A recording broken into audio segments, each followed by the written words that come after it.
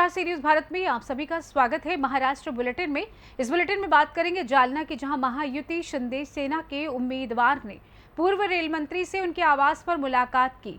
आगे बात करेंगे लातूर के निलंगा निर्वाचन क्षेत्र की, जहां एक किसान ने कहा कि भारतीय जनता पार्टी के आने से हमारे अच्छे दिन आ गए। इन तमाम खबरों पर हम करेंगे विस्तार से चर्चा। महाराष्ट्र के जालना निर्वाचन क्षेत्र के महायुति शिंदे सेना के उम्मीदवार अर्जुन खोतकर ने पूर्व रेल मंत्री राव साहेब दानवे से भोकरदन स्थित उनके आवास पर मुलाकात की। इस मुलाकात से राजनीतिक गलियारों में एक ही चर्चा है और सभी का ध्यान अब इस बात पर है कि दानवे खोतकर की मुलाकात से जालना निर्वाचन क्षेत्र का समीकरण क्या बदलेगा। मीडिया से बात करते हुए राव साहेब पाटिल दानवे ने कहा कि मुझे महाराष्ट्र की जिम्मेदारी दी गई है और हम ज़्यादा से ज़्यादा संख्या में महायुति उम्मीदवारों को जिताने की कोशिश कर रहे हैं, इसलिए लोकसभा में जो कुछ भी हुआ उन बातों को भूलकर मैं अर्जुन राव खोतकर के लिए प्रचार करने जा रहा हूं। दानवे ने कहा कि मैं अपनी पार्टी के नियमों का पालन करूंगा और पार्टी हित के लिए बिना किसी पूर्वाग्रह के अर्जुन खोतकर के लिए प्रचार कर रहा हूं। इस अवसर पर बोलते हुए अर्जुन राव खोतकर ने कहा कि हम राव साहेब पाटिल दानवे का आशीर्वाद लेने आए हैं।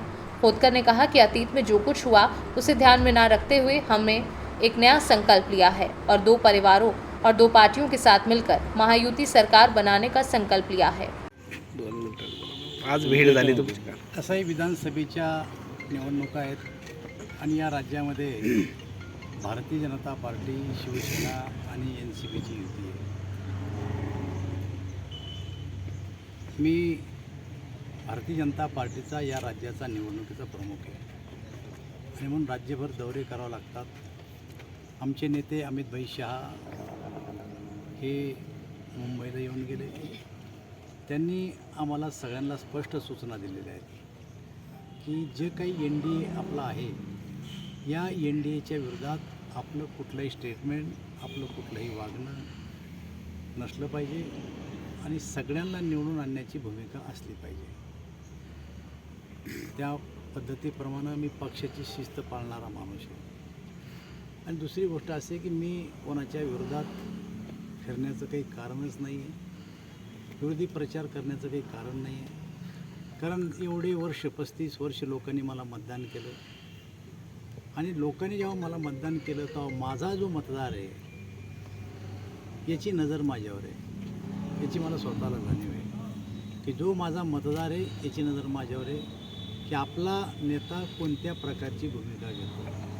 हा मतदार तोपर्यंतच माझ्या पाठीमागे राहील जोपर्यंत माझी भूमिका ही माझ्या मूळ विचाराशी संबंधित राहील। पण माझा विचार सोडून का मी माझी भूमिका बदलायला लागलो रे तर माझा मतदार कधी मला सोडून देईल याची काही शाश्वती नाही आहे आणि त्याच्यामुळं माझ्या इज्जतीसाठी, माझी इमेज राखण्यासाठी मला या ठिकाणी भारतीय जनता पार्टी, शिवसेना आणि राष्ट्रवादी युतीचंच काम करावं लागणार आहे। मी कुठल्याही प्रकारचं या युतीच्या विरोधात माझं वर्तन असणार नाही।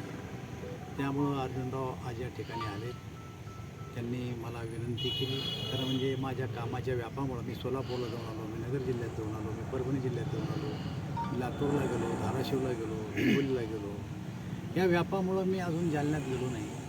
त्यांची विनंती किंवा माझ्या प्रचारात तुम्ही सहभागी झाले पाहिजे। त्यांनी विनंती नसती केली तर मी सहभागी झालो असतो, पण आलेच, विनंती केली, त्यांचं स्वागत केलं। माझ्या डोक्यात लोकसभा किंवा अन्य काही नाही आहे। पराभूत झालो तर मी परेशान नाही आहे।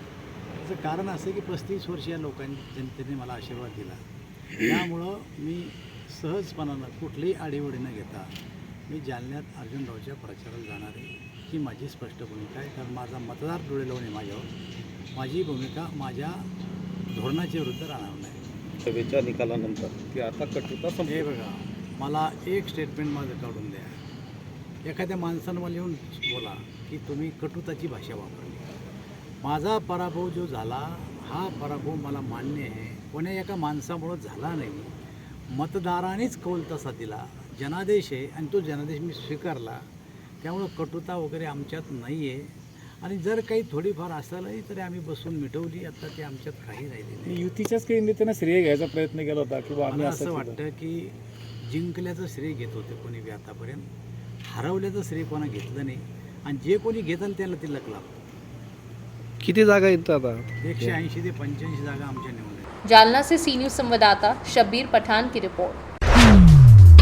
कांग्रेस पार्टी के कार्यकाल के दौरान हम किसानों ने ऋण लिया और पुनर्भुगतान राशि कम बची थी, लेकिन हमारा कर्ज ज्यादा वसूला गया और हमारे घर के ऊपर के पत्रा बिस्तर उठा लिए गए। इसलिए कांग्रेस काल में हमारी बेइज्जत लंका निर्वाचन क्षेत्र के किसान कहा कि भारतीय जनता पार्टी के आने से हमारे दिन आ गए हैं, इसलिए हम विधायक संभाजीराव निलंग जाएंगे।